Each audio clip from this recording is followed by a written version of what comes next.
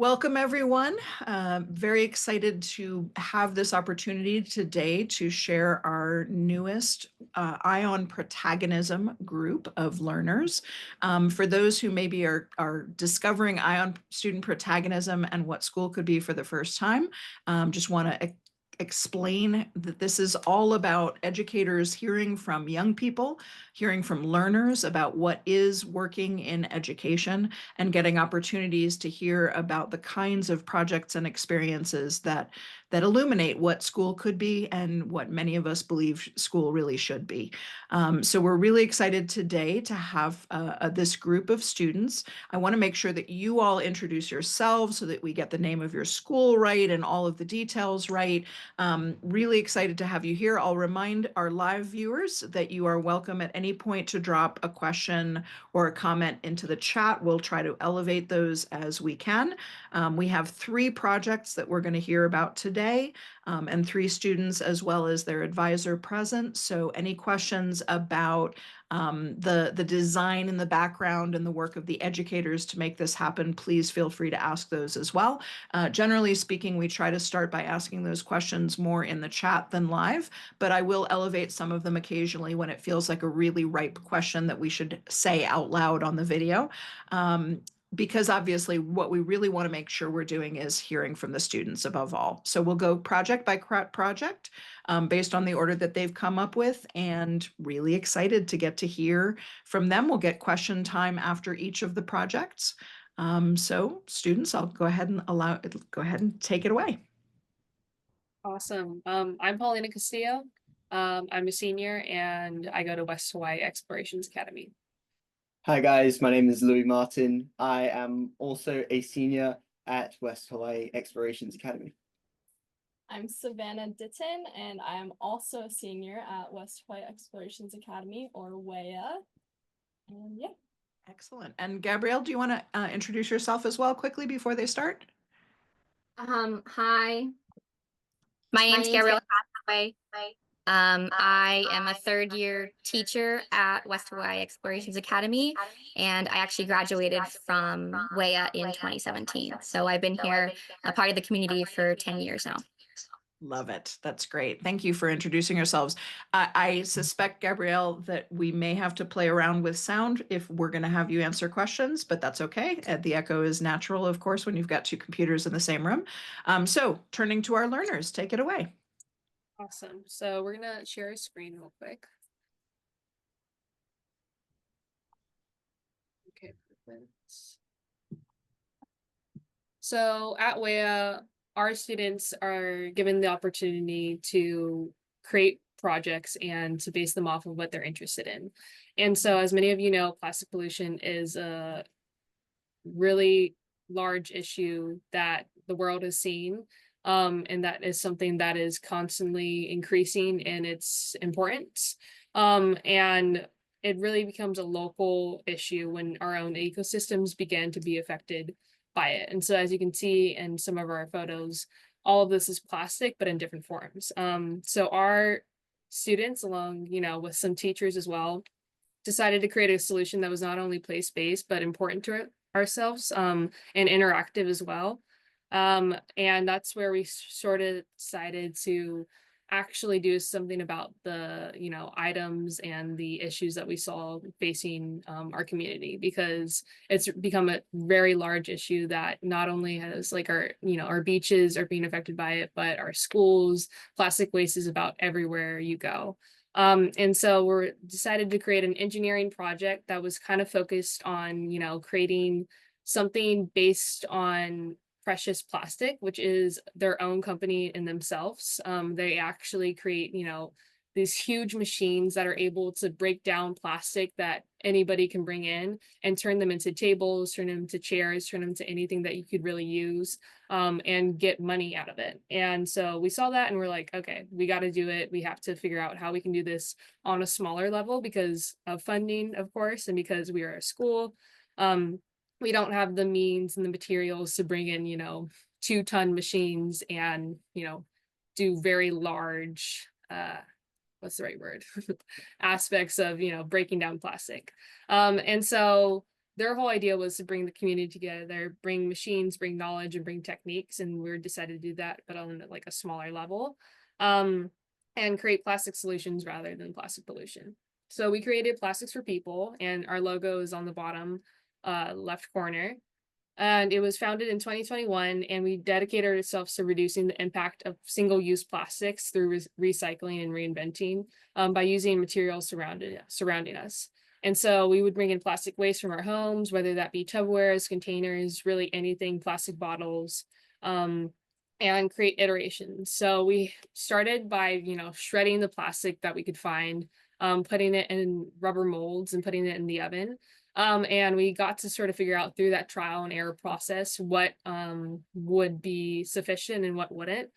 So those blue and white plastics are number 5s and number 2s. And we figured out that because the plastic has a little number in the bottom, each plastic really melts at different temperatures and different heats. So we decided to make an entire spreadsheet dedicated to overviewing the heat. So number 5, number 2, and number 4 plastics were the plastics that we found to really sort of bring that to life. I don't think I'm gonna check the chat real quick, but during that process, we kind of realized that like melting the plastic, painting them, and like creating them into products like earrings, as you see, or necklaces, or really anything that we sort of surveyed our school on what they wanted, was the route we wanted to take. But we also realized that melting plastics in itself became something that wasn't sustainable, and we sort of had to pivot, and we moved to resin, which actually holds the plastic in and doesn't emit any sort of plastic fumes at all. And that's when we started making sales, and that's when we started introducing an online presence where we now have an Instagram dedicated to sharing the message, sharing what Plastics for People is, sharing what we do at WHEA.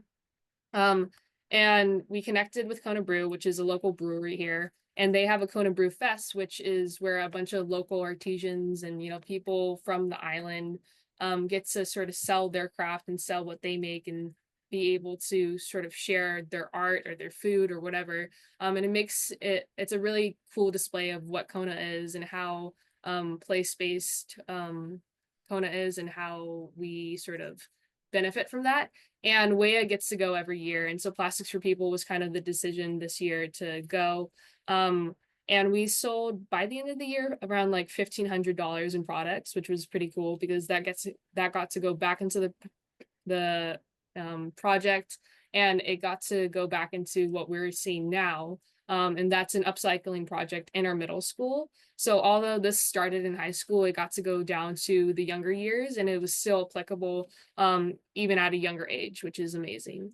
And I think Plastics for People is really unique because it really gave us an ownership of our learning, community, entrepreneurship, the importance of, global issues that turn into local issues, and connecting our learning, and like creating memorable solutions that gave us the ability to like interact with each other. And so I think that Plastics for People was probably one of the most impactful projects that I've been a part of throughout my 4 years, because it really gave me a sense of what one idea could do, what people can do together, and how community is such an important role in creating change. Because now that I'm a senior, I'm actually creating my own entrepreneurial endeavor that sort of focuses on social media and reaching out to mom and pop shops in Hawaii. And because of Plastics for People, I'm able to kind of learn from my mistakes and learn from, what sort of ups and downs that entrepreneurship sort of has, naturally, and shift it into what I'm doing today. And I'm sure all of my peers that were on this project have sort of felt the same sort of way throughout it. So yeah, I think it's definitely something that has continued to sort of show its importance and show just the impact of creating solutions that are place-based, that are community-based, and just overall a great idea. But we didn't even know the impact that it could really bring until we actually did it. So yeah, that's about it. This is a great project, first of all, and you're getting lots of compliments. And I think the items are beautiful. So definitely drop in the Instagram in the chat when we have a chance so that we can explore it. We had a couple of questions. One just clarifying question came from Ashley, which is how did the resin come in? Can you explain a little bit more clearly for us, because since we weren't part of it, like why was that shift and how did that like what was the thinking there, just so that we better understand? Sure. I wasn't sure if I should go into it because the amount of iterations that we took was insane. But we really started off like with plastic bottles, if you know those like really crunchy, clear plastic bottles.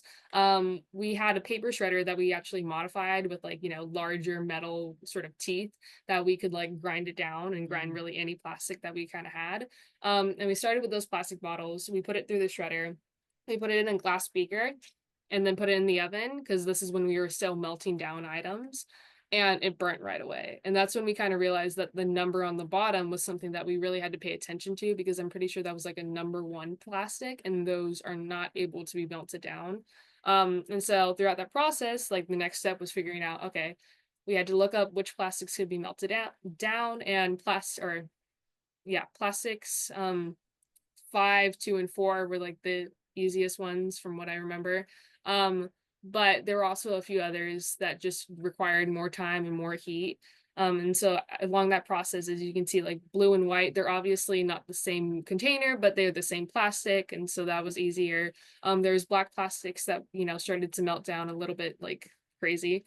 And then at some point we realized that like we were making pop sockets and we were making earrings, and this yellow plastic, which was a number 5 from my knowledge, it was really thin. And if, it went through any sort of, possibly, like, I don't know, some sort of damage or some sort of, issue or something that happens and, you have to use it, it would break very easily. And we were like, okay, what's the next step? We researched, we had to put, a bunch of time into figuring out how we could sort of reinforce this plastic if it was a thinner piece. And that's when we like found resin and we started covering the melted plastic in resin. And that was perfectly fine, but it just wasn't the aesthetic that we were looking for, because this earring in the top left corner is actually like paint covered in resin, but it wasn't as clean as we were like going for. It wasn't what people were asking for, because if you live in Hawaii, a lot of like the jewelry styles are very clean, very dainty, and that was something that like a lot of people were just like, I don't know if I really want that. So we had to sort of move, we had to shift according to our consumers, and create stuff that was mostly resin but a bunch of shredded plastic inside of it, which I think in the end turned out to be something that we were all really happy with. I love this. And I love the way that you were doing this trial and error and what works and what doesn't, and figuring your way through that. Mel, did you want to ask your question about partnership? So initially you had mentioned, was it Precious Plastic, the name of that first company? Were you able to create some sort of partnership with them, or at least interview them? Were there like mentorships involved at all, to help you at least kick off your own company? Yeah, so we didn't necessarily get to reach out to them just because of, how big of a company they were at that point. Of course, it's something that looking back, I think would be an amazing opportunity that we should have definitely taken advantage of. But we did have mentors in that aspect. There's a woman on island who does a similar thing as we do. She takes all these microplastics, which are really, really small plastics found on our shores, and alongside with, shark teeth or, natural matter that is found on the beaches, and creates like amazing jewelry out of it. And so people were, on our Instagram and, following her, got connected, and had a really amazing conversation about what people are looking for. And that's kind of when we started to shift to resin. That was part of the process of realizing, what the customer base would look like and what people were looking for and what we would sort of get out of that. Because we were thinking like phone cases, we were thinking pop sockets, but jewelry just, accidentally came up as this thing that would get us enough revenue, and enough, sort of like people talking about it and, getting more just attention towards plastic for people, because it's something that, your mom could wear, your sister could wear, who knows, even your brother, you know, like there's really anything. Jewelry was something that, you know, people could sort of, you know, buy for somebody or buy for themselves or buy for really anybody. So our mentor was extremely helpful in that aspect and a great source. This is very helpful information, Paulina, and it looks like Gabrielle has mentioned in the chat that mentors are a requirement for every project at WHEA because the project is often not the teacher's area of expertise, which I think is one of those things that holds a lot of teachers back in the world, right? What if they want to do something I'm not an expert in, right? And that use of the partner or the partnerships, that's a really great workaround. So thank you for that detail. One last question for you, and then we should move on to our next project.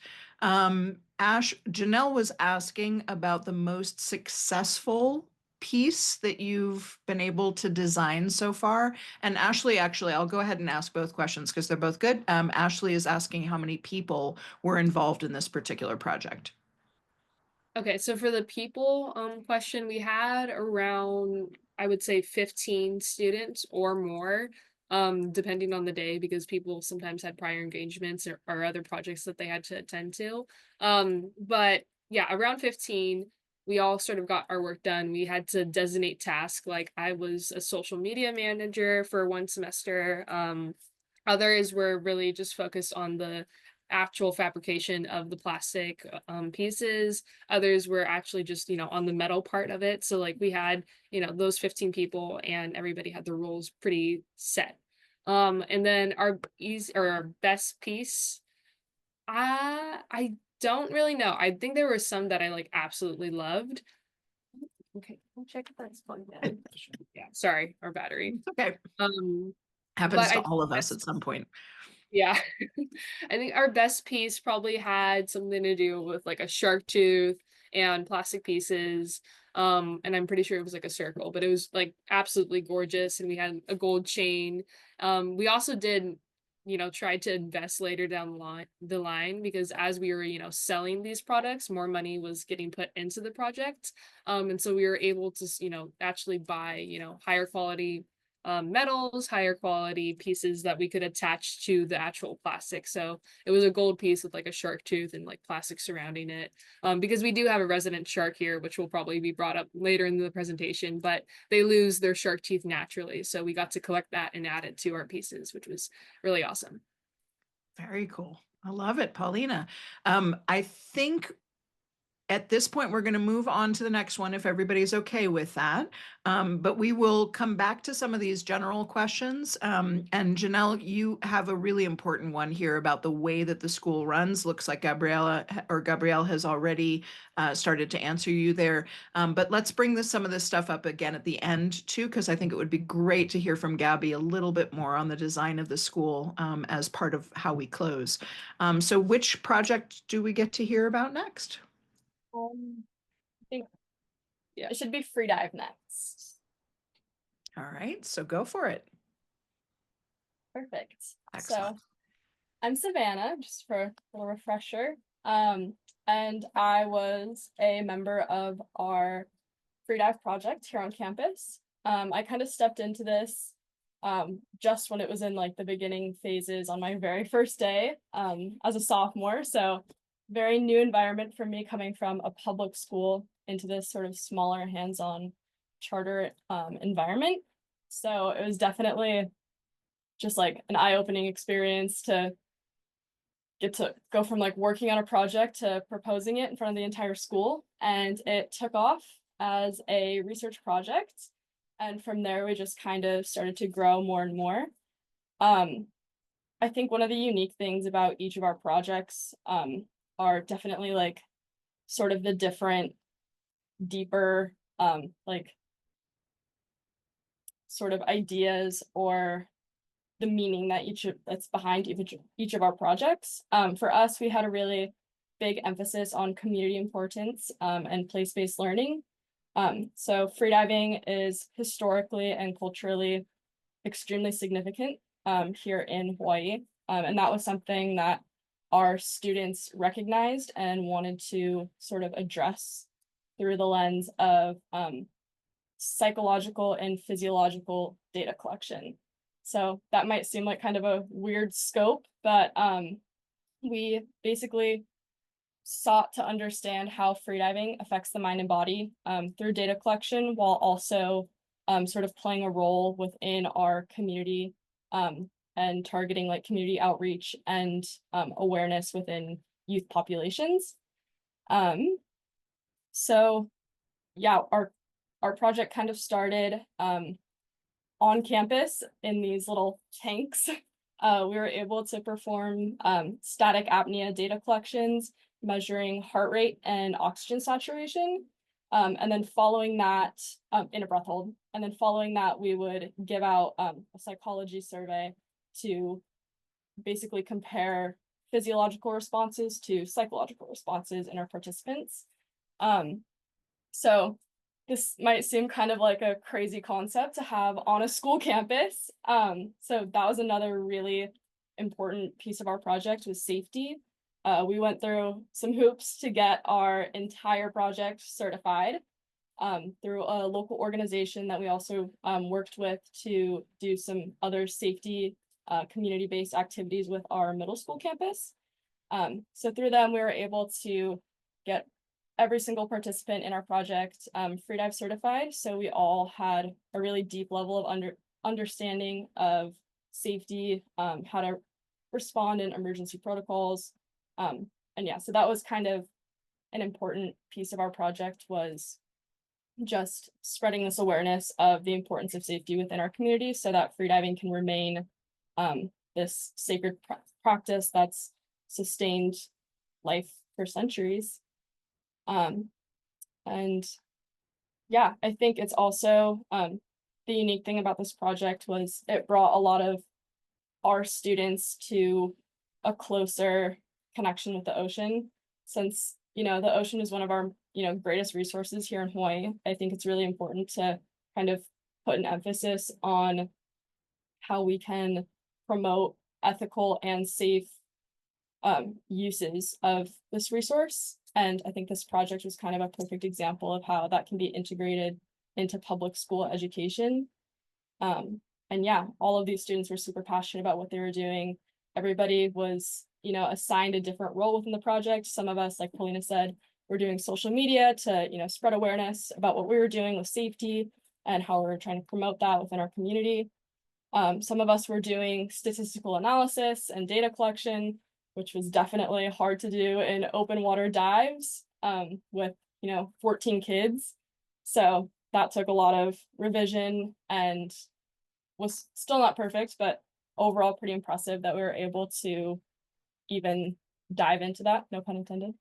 And then some of us were also working with experts within our community and organizations to basically spread our message to the community while gaining more and more information and sort of spreading awareness as to like what additional research could be beneficial to our community. So I think overall this project had a pretty significant impact on place-based, community-based learning. And yeah, it is definitely exciting to see what other projects could come out of this or have been like sort of inspired by this with ocean safety or overall ocean connection. And yeah, I think that's all I have. I'd be super curious before we even dive into the questions. Sorry, that was inevitably going to happen again. In the chat is to ask, what were some of your findings when it comes to the psychological benefits or lack of benefits connected to free diving, and were there any particularly important safety elements that became clear as you were doing this? Yes, absolutely. So one of our biggest sort of struggles with that was the misconceptions that are already held within our community about freediving safety. It's unfortunately claimed the lives of a lot of youth within our community due to lack of proper safety education. And so we kind of saw this issue and recognized one of our teachers who helped us sort of start this project is still working as a free dive instructor. So that definitely helped to have that connection and resource. But we sort of recognized that well, these fatalities aren't happening because of, freediving is a dangerous sport and people shouldn't do it. It's because people don't have they don't have the proper knowledge and aren't practicing safe measures when they're doing it. So at first we kind of had to, convince our school administration to let us perform, these so-called dangerous activities on campus. But, with proper supervision and proper training, we were able to do it. So one of the risks while diving that is often labeled as drowning are shallow water blackouts. And this is basically just the body's natural response to oxygen deprivation.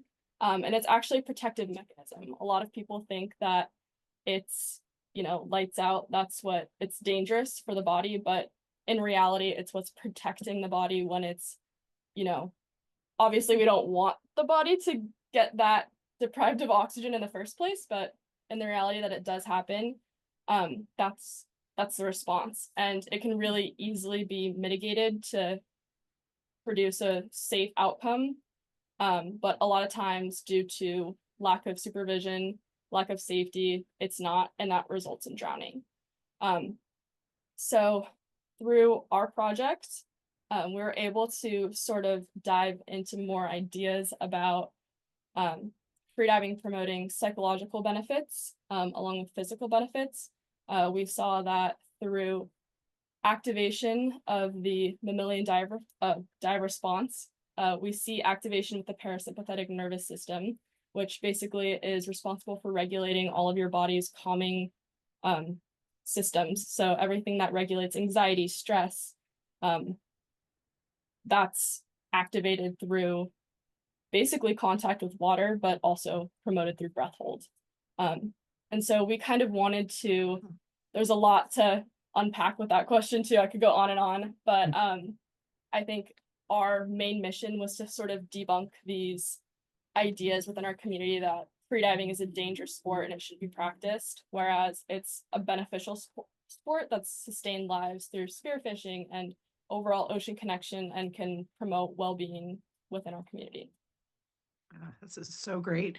Janelle, why don't you ask your question out loud, if you don't mind, about public to this kind of school? Yes, I know my ears just perked up when you talked about going from a public school into your school where things are so relevant and meaningful and interest-based. I had said in the chat before that I see so much narrow curriculum and chasing after state test scores and covering standards, and that's where the success is for a learner or for a school. So I just wanted to hear just your thoughts from going from public and then going to where you are attending now. Absolutely, yeah. As someone who also has throughout my entire academic career struggled really badly with testing anxiety, and that sort of holding me to my standard was really sort of draining of my confidence in my academics. So sort of shifting to this project-based hands-on opportunity where I was diving into published research and dissecting these really complex articles really sort of helped me realize that I myself and my peers were capable of doing some really challenging academic endeavors, and that WHEA's emphasis on testing, and I think that was definitely a great shift for me to sort of move from that to, well, instead of testing on this one concept, I'm going to show you what I can learn from it and what I can gather from it and what I can put together and show my community. And I think that was really beneficial for me. That's great. Thank you. Janelle, do you want to ask your other question as well? Well, we've got the spotlight I on you. do. I could just spend hours asking these questions. So I was just wondering, as you have so much agency and creativity and the depth of it, and I think about how we've been working around Clifton strengths with one of our people, Robert, in our in our learning community here in the What School Can Be learning community. And I was just wondering, do you get to pick your own roles? You're all talking about roles. Are they assigned by the teacher and mentor? And are they connected to like your strengths of what roles you take on? Absolutely, yeah. I would say it's really initiated by the student. I think I haven't really seen, conflict or struggle within that dynamic. But from what I've experienced, everybody kind of fits into, what they're passionate about, what they want to pursue. And for a lot of kids, obviously, everybody wanted to go offshore and go diving. So, we sort of rotated that and said, okay, well, if you want to be a participant this week, you're going to do social media next week. And then, so that sort of cycle started. And I think we definitely had some kids who were, myself included, that were really passionate about this project and wanted to hold that sort of leadership and accountability for it. So I think that was a great opportunity. Kids had that chance to say, I'm really passionate about this. I want to take over, social media. I want to take over data collection. I want to, oversee this part of the project. And from what I experienced, there was really no power struggle or any sort of conflict within that dynamic. It was just everybody kind of sharing their strengths and helping the project grow. Love it. Love it. And I definitely want to make sure that we have time at the end for Gabby to speak a little bit to how you all are cultivating that kind of culture, right? Where students have that much voice and how you're hitting on academic expectations along the way. Because I think that's going to be important for folks to hear. One last question on this one from Mel. Do you want to ask that question about roadblocks? Yeah, so I know in the Hawaii Department of Ed, there are a lot of restrictions around ocean and water activities, and I'm sure it's the same in other states for their particular environmental setup. But I was wondering how you folks kind of got around those roadblocks and were able to do that free diving activity. Yes, that was definitely a huge part of our project. I think having this level of certification was huge, just so that the state could see like, okay, there's actually safety protocol that's surrounding this, sort of area. And we also had a certified supervisor with us who was one of our project advisors the whole time. So that was also super helpful. But it took a lot of convincing, and that was the first sort of phase of our project to even get started. But yeah, it was pretty much just convincing people, writing emails about how passionate our students were about this and what change we could make on campus and within the community, and why we think it would bring more benefit than harm to this school environment. Great. Awesome. Thank you. And Lynn, there are so many wonderful compliments in the chat. Lynn, do you want to say yours out loud? Microphone is okay here tonight, but I'm just so impressed with the depth of your work and your passion, but also how articulate you are in telling us about your work. And that is such an incredible skill for your future. So kudos to you. Yeah, absolutely. That's been very true of both of you so far. Awesome. And advocates for yourselves as well, right? As Janelle is jumping in and pointing out. All right, let's go ahead and move to Louis' project then. So we make sure we give you as much time as your peers have had. Alrighty. Well, hi guys. Again, my name is Louis Martin. I came to WHEA as a freshman from a private and public school background. Bounced around a lot between a couple different schools. But I'm super glad to be have taken my whole high school through here at WHEA and to be able to graduate here as well this year. It's such a blast, and to be able to see where I've come from, but not only that, where we're going to go next with it. So today I am going to talk about a little bit sharks. We may have heard already, as Paulina said in her Plastic for People presentation, but sharks is one of our key areas that we have here at WHEA. We have a shark tank in the very center of our campus with our resident blacktip reef shark, Nahoa. We have our robotics team on campus, which is literally named the Shark Bots. We will see people running around every once in a while in shark mascot outfits for different school tours, which I'll get into in a little bit. But sharks are a massive piece of our school's culture at WHEA. And that's because they are an incredible piece of our ecosystem and the land that we live on. Similar to how Savannah was talking about the cultural importance of freediving, Hawaii is immutable from the sharks that are in it. So today I'm going to be sharing a little bit of how the project-based learning at WHEA connects not only with our ecosystems, but also within the wider ecosystems that we live in our world, not just on our island or in our town or in our oceans, but in our world in general. So starting small scale, for us, we obviously have our shark on campus, but that came from one of the biggest, if not the biggest industry in Hawaii Island, which is tourism. There is a hotel on this side of the island that used to have these two black-tip reef sharks called Kai and Nahoa, and unfortunately these black-tip reef sharks were really, really good at swimming through the netting and scaring the tourists. And so what happened is the hotel reached out to us after previously had multiple sharks from when a student approached teachers and was like, hey, I want to do a sharks project at WHEA. And we ended up building a shark tank. The Hilton reached out to us and was like, hey, we've got these sharks. Do you guys want them? And so we've been taking care of these two sharks for the majority of their lives now. Unfortunately, Kai passed away last year from a liver tumor, cyst upon his liver. But Nahoa is still alive and swimming and hanging out with us every day, which is super fun. And it's such a blast to get to be a part of that. Even in the opportunity of Kai's death, as sad as it was, it provided an incredible experience for the people who were in the project, such as myself and Paulina, to do an autopsy and a necropsy on this shark in our high school's wet lab. So really making the most of every opportunity within the circumstances and the ecosystem in that point in time that we were in.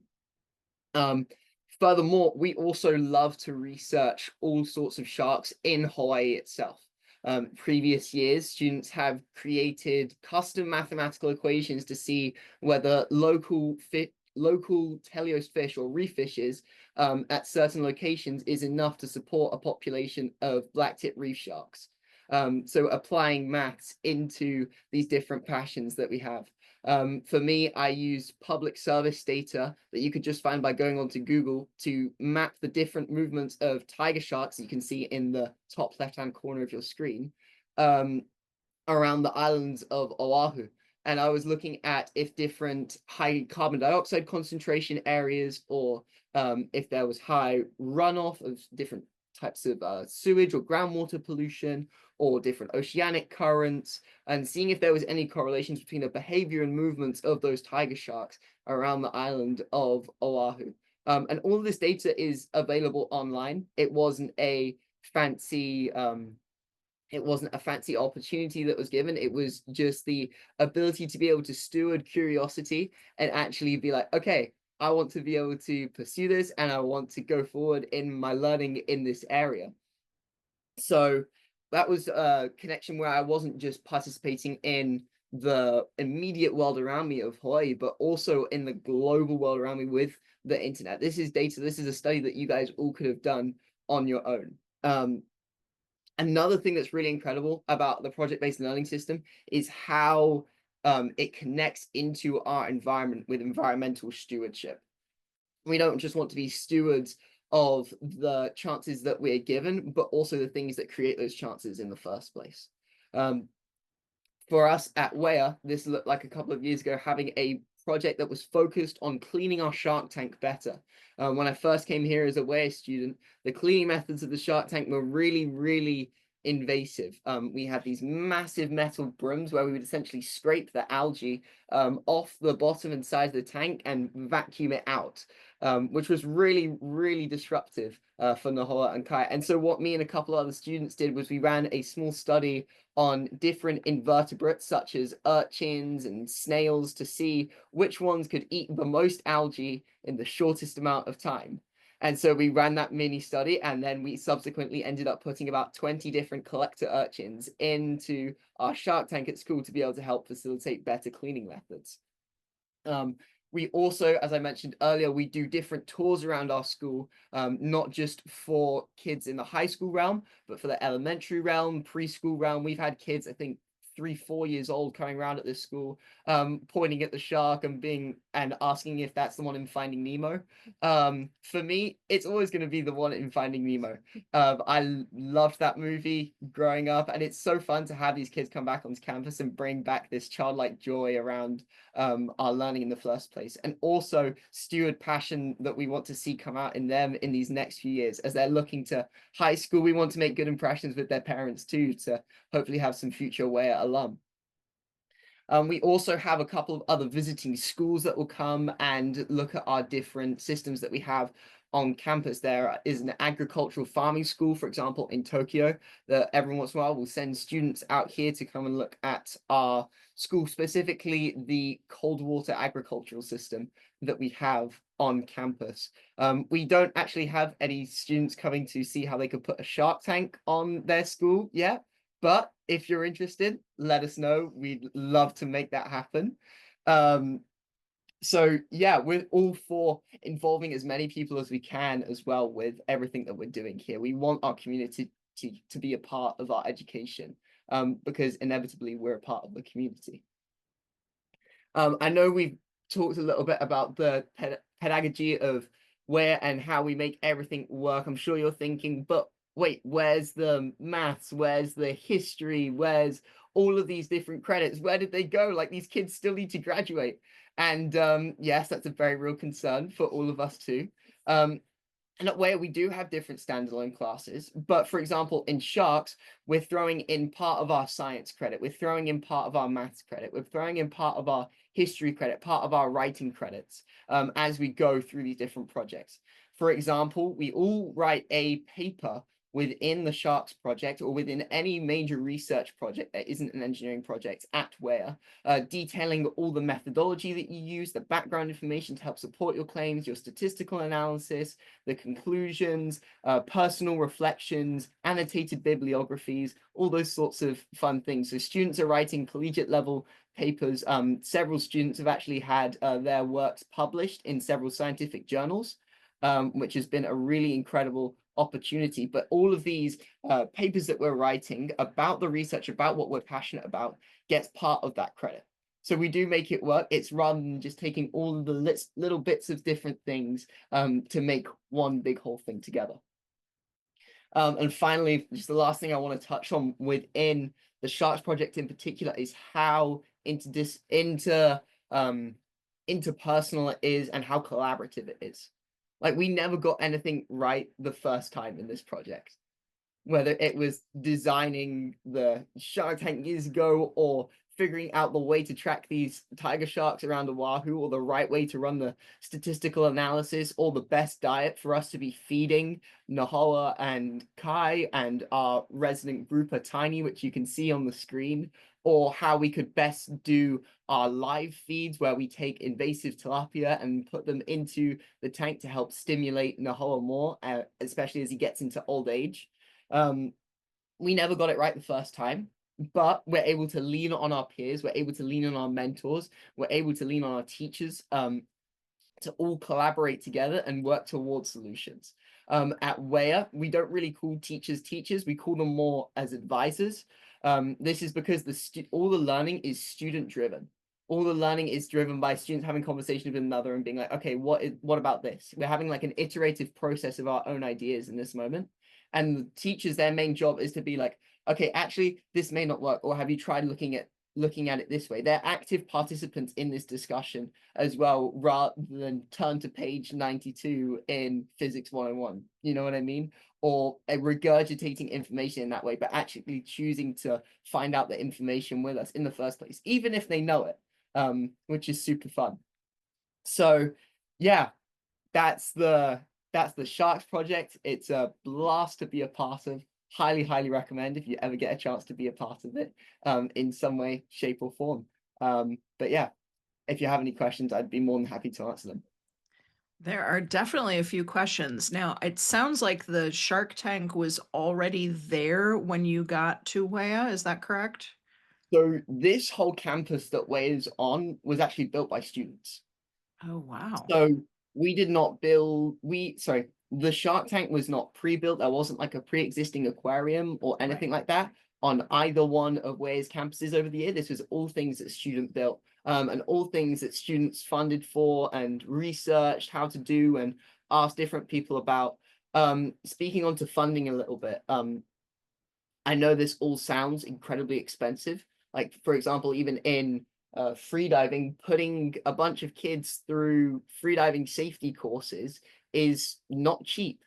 So one of the things that we really champion at WHEA is also grant writing and reaching out to different people to essentially provide scholarships for the learning.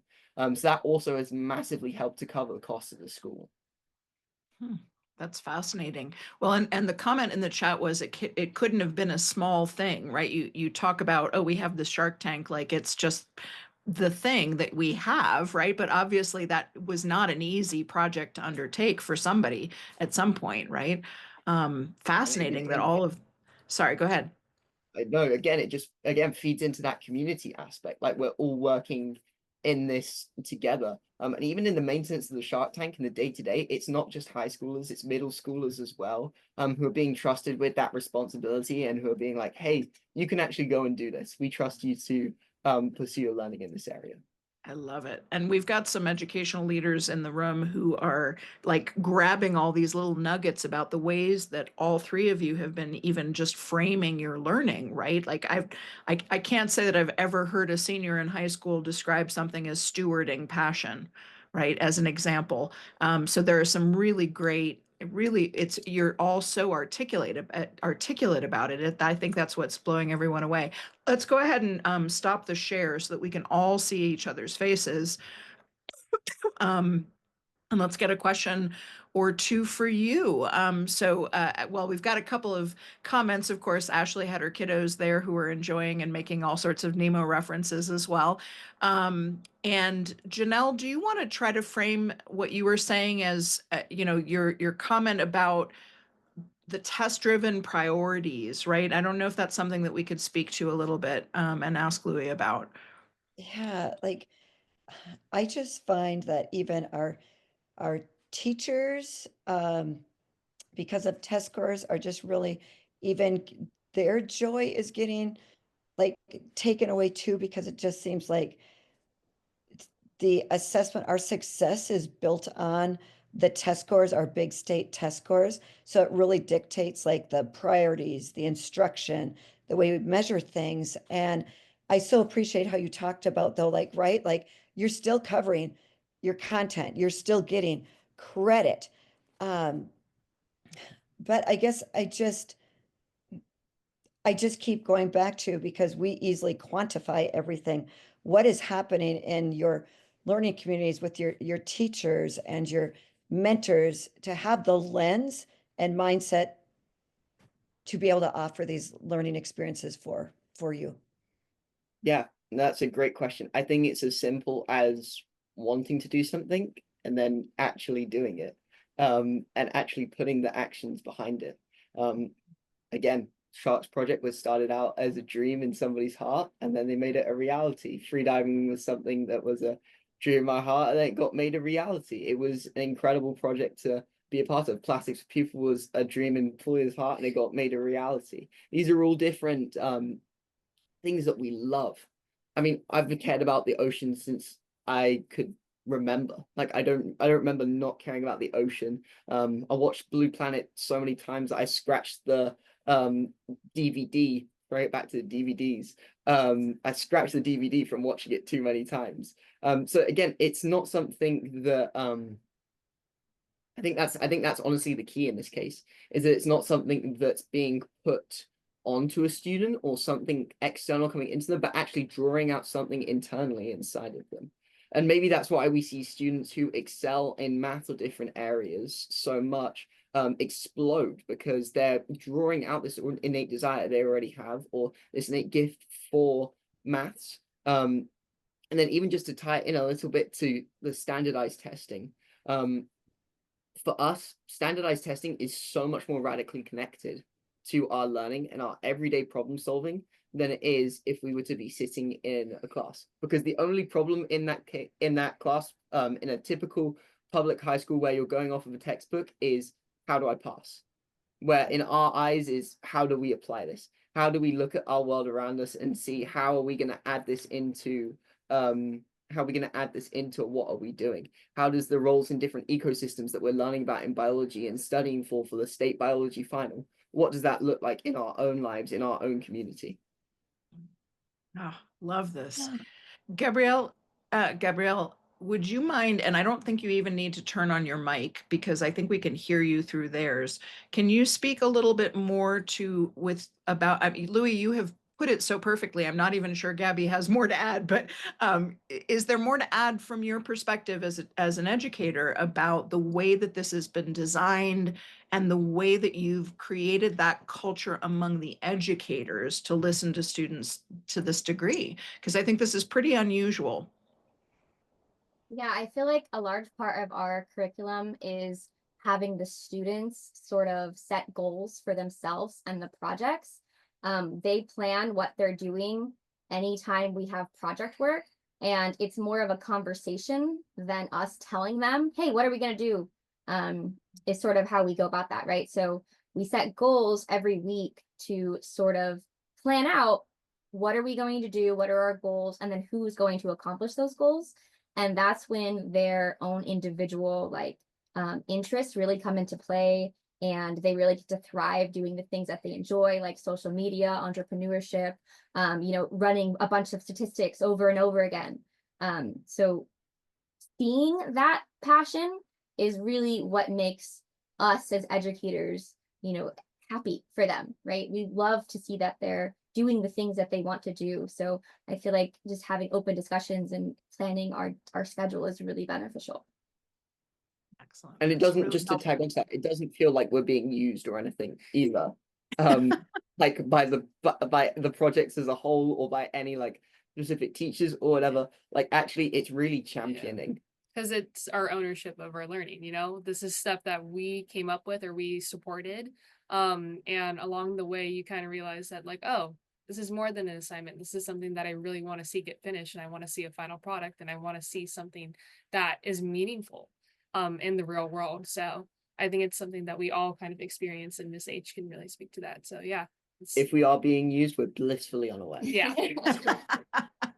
Oh, It's that's all awesome. psychological, experiment to see how much you can get out of students. Yeah, the right? teachers are running their own projects. I love it.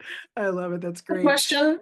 I'm curious, what does your day look like? Because it doesn't sound like you're doing a 7-hour day. So how do you divide that? Yeah, no, we're actually doing a 6-hour day. We go from 9 till 2:30, with a 30-minute lunch break. And that's about it. The class to project schedule changes on a day-to-day basis.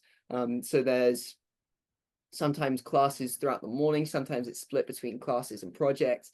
But then the key to WHEA is that every Friday, all Friday is set aside for projects.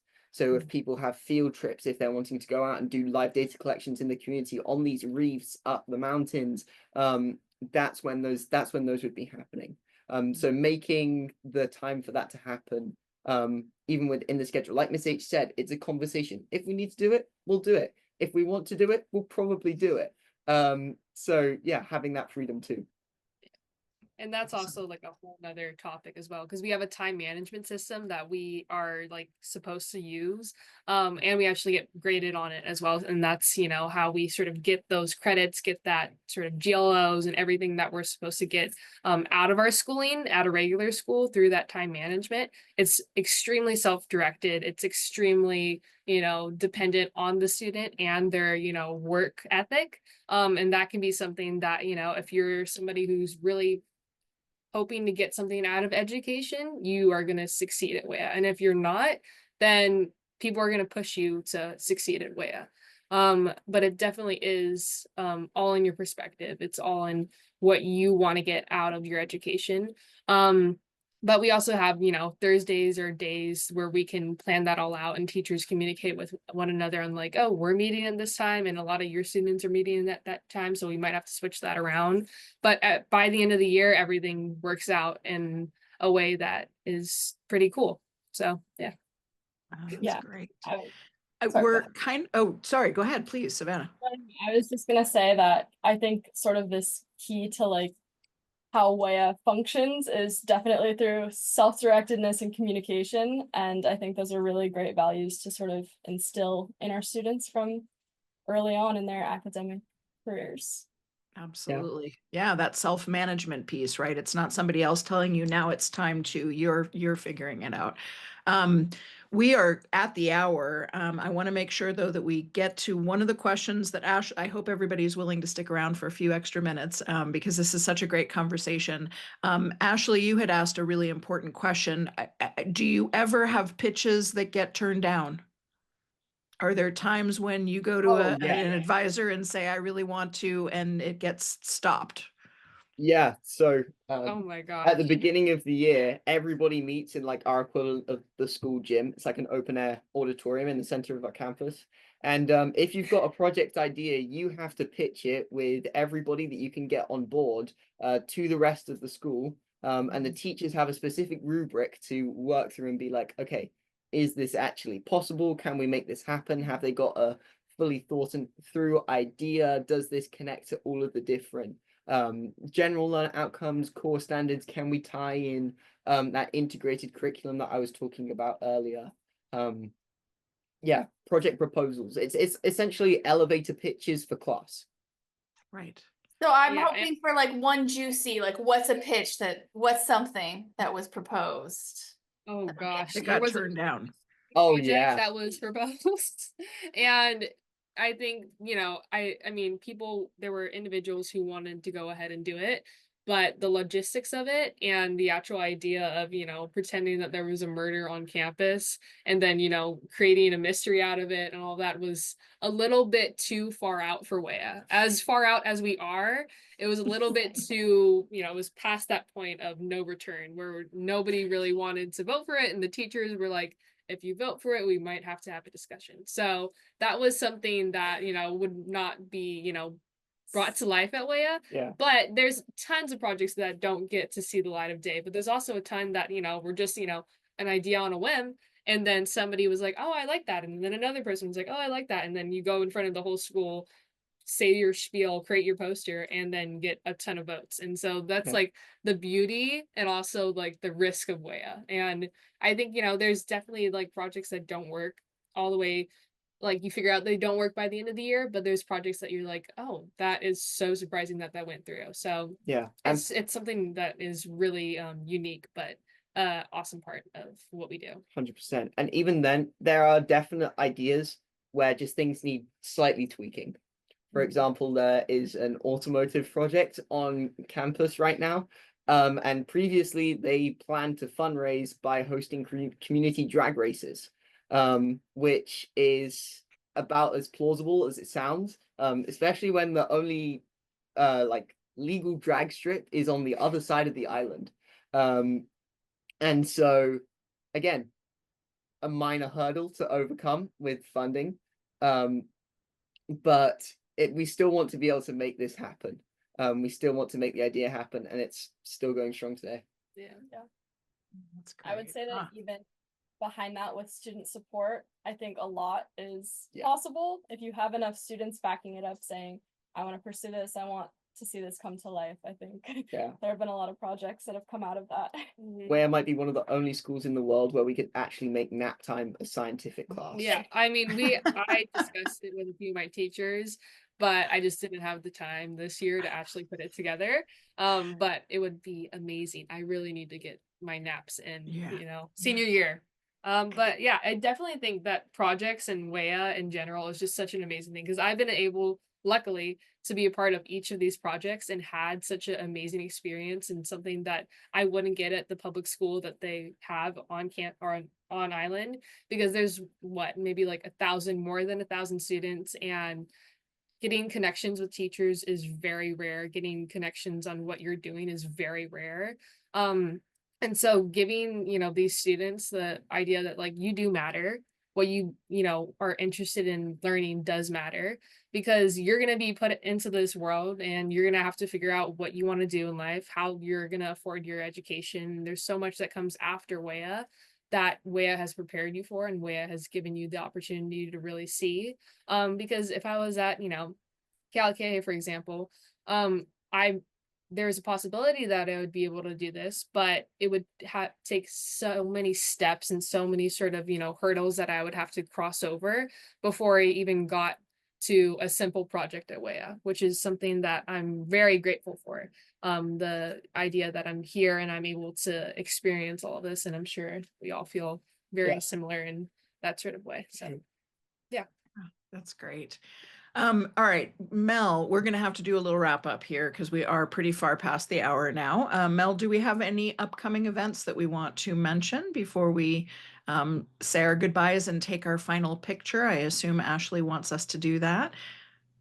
Yes, we have one more Eye on Student Protagonism coming up. We're featuring the students from Carrollton Farmers Branch ISD in Texas. So they're participating in an Uncharted Learning Entrepreneurship program. So they'll be sharing their projects and their learnings with us on Tuesday, April 8th, 5 p.m. Eastern, 2 p.m. Pacific. So a little bit earlier. Please be on the lookout for registration information on our events tab in the community or outside on our website, whatschoolcouldbe.org/events. Thank you so much, Mel. Ashley, I'm assuming you would like to do the photograph. And just so everyone knows, I think I found the right Plastics for People on Instagram. So I have dropped that link because it says WHEA on it. So I'm guessing that that one's you guys. I just dropped that in the chat for anybody who wants to explore a little bit more and follow them. Ashley, what would you like us to do? Oop, we can't hear you. You're muted. We're gonna do some fist bumps here. So you're gonna, power to the people here. On the count of 3, I will snap the shot. 1, 2, and 3. Great. Awesome. Thank you. Awesome. It's become a bit of a tradition. I don't think anybody in this space would mind if we took one more minute to hear from each of you. I'm not assuming that you know where you're going to go to college yet because it's only early March, but what do you think you want to study? Okay, what do we want to study? I'm going last. I'm going. Okay. It's okay if the answer is I have no idea. That's totally normal. Yeah. My sort of, I guess, projected field of study right now is marine biology, which is really convenient considering the school that I go to. But yeah. Excellent. Yeah. Right now, surprisingly, I'm looking at political science, which is something that, of course wasn't, I'm like, let me just pick the one thing that we didn't cover at WHEA. And it's just something that I find really interesting. And also, even though we didn't necessarily cover it at WHEA, it did, there's a lot of, community aspects and opportunities. And I got to be part of this amazing extracurricular called Climate Crew, which, we got to go to the state capitol and like govern for more sustainable laws to be put in place in Hawaii. And that's because of a project that I was able to participate here at WHEA. So it's kind of like has been a weird path, but that's what I'm looking at right now. Nice. Love it. And then for me, I have absolutely no idea, and I'm totally fine with that. I'm very much enjoying just life as it comes to me, and in terms of educational opportunities, just doing what I can to keep my horizons wide, and have fun while doing it. Excellent. Excellent. I certainly would never mean to suggest through the question that you're supposed to have it all figured out, right? And as someone who has recreated myself and reinvented myself over and over in the course of my career, you're not making decisions that have to be for forever. So this has been so inspiring. Thank you all, the students, Gabby, for your support as well with some of those educational questions that came around. Really a wonderful event. I'm going to encourage everyone to open your mic so that we can give them a hopefully audible round of applause at the end. We are so grateful to all three of you for coming and sharing your expertise, your experiences, your stumbles. Thank you all. And on behalf of What School Could Be, thank you to our audience as well, those who are here live and those who will be watching this asynchronously, later. It's always a pleasure to have you be part of these events, and we hope you will keep coming to hear from students about what's working for them in their education. Thank you so much and have a great day. Thank you. Bye.